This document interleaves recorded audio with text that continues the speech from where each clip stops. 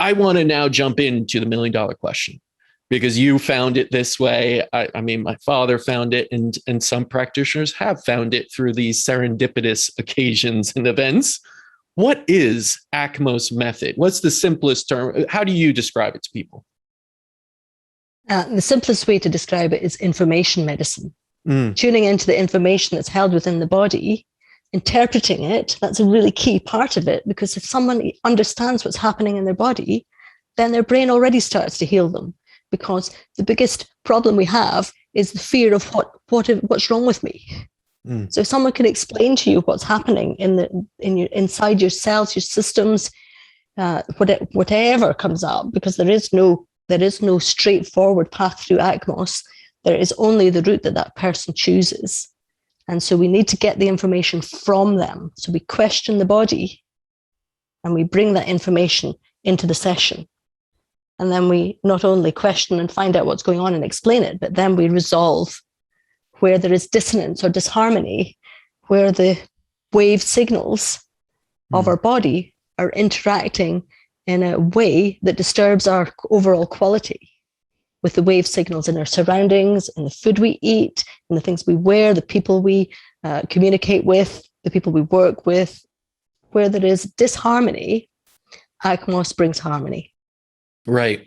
And I mean, it all starts with information and energy. And we all have to understand every single disease, any single ailment really starts on an informational and energetic, very subtle. And then it turns into biochemistry. So, that's where people, I think, see it wrong, because they only see everything on the physical and they wait for those biochemical results. But at the core of it all, way before all of that happens, you have to tap into information, energy. And that's what ACMOS, I believe, does so well. And one of the things that I know it utilizes the Lecker instrument, because it reads both sides of the energy, right? Resource and management. Absolutely. Yeah. Can you go into a little bit about the Lecker instrument, because it is such a vital piece of ACMOS itself, what it is, and kind of the benefits of utilizing this instrument rather than something else out there? Okay. Well, for me, the beauty is in its simplicity. And it's a loop of wire, quite simple. Yeah. Been around for over 100 years in various sizes and in various guises. But put simply, the way I describe it to people that they understand best is, in the old-fashioned radio sets in our cars, we used to turn the dial and the cursor would move along. And when it hit the station, the music came out. Yeah. So we were tuning in with a wavelength. So the antenna tunes in with wavelengths. And so by knowing what the lengths mean, we can interpret the information. And so we tune in with the various stations in the body. We have 12 for our connection with cosmic force being primarily the energy of sunlight. We have life on Earth because we are the exact right position from the sun with the right distance. At the poles of our Earth, there's less life because it's too cold. At the very center of our Earth, there are deserts because it's too hot. So we live in a bandwidth that suits life, not only human life, but animal life, insect life, cellular life at all levels. And so being able to tune into those living signals, so the other important one is the signal of the Earth, which is 8 on our antenna. We tune in with the Earth connection. Then we have, in Chinese medicine terms, yin and yang. Because yang is radiant, hot, fast, and all ever expanding. And yin is calming, cooling, drawing in, gathering, calming, anti-inflammatory. So we have diseases which are hot. And most of the symptomatic diseases, what we learned first in college, when I was at school learning physical therapy, calor, dolor, rubor, the Latin for the different color, the redness, heat, pain, inflammation. But those are yang symptoms. And we also have illnesses which are yin in nature. So we have illnesses where we get thickness or stagnation, where there's a lack of movement of energy, there's a loss of flow, and the pattern changes, but because it's happening in that yin way, gathering inwards, then there are no symptoms on the outside until there's a restriction of flow, example, in a blood vessel. There's a stone formed, that then blocks something that creates pain, kidney stones or gallbladder stones, or ultimately there are changes in our cellular biology and cancers forming in our body, which don't give symptoms until they're big enough to restrict something else and press on things. And so those yin symptoms are the hidden side of the physical health that are missed until they're big problems.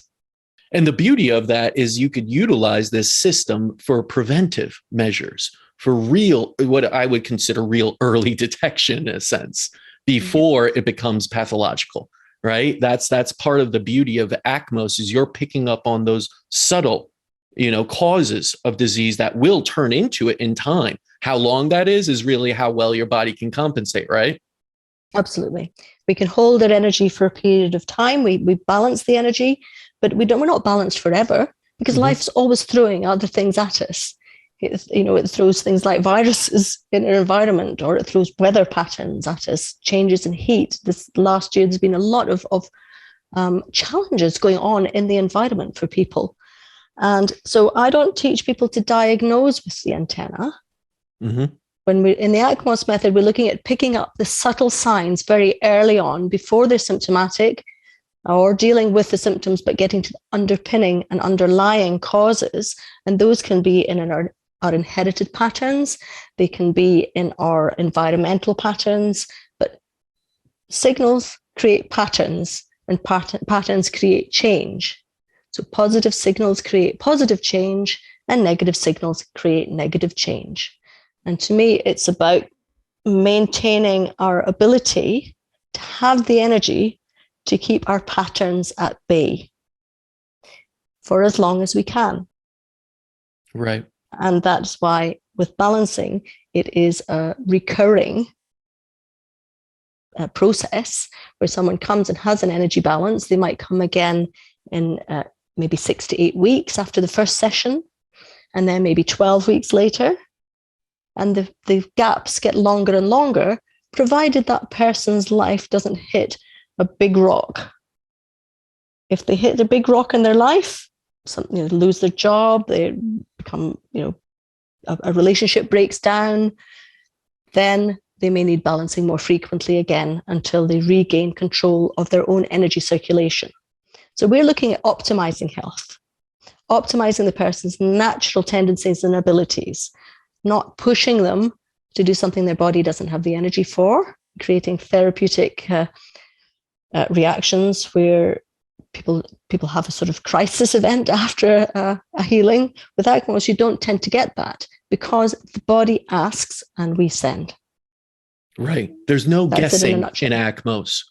It's very precise. And I know Renee Nakashan, who created this, was an engineer. He was an engineer's mind. He did things step by step, and this protocol, so to say, that you can go through within the system is very meticulous. And you go through and you ask the body, and the body answers, and then you go through, okay, you find this, right? You find it's, let's say, an environmental aggressor that is impacting the balance of energy in your body at this point.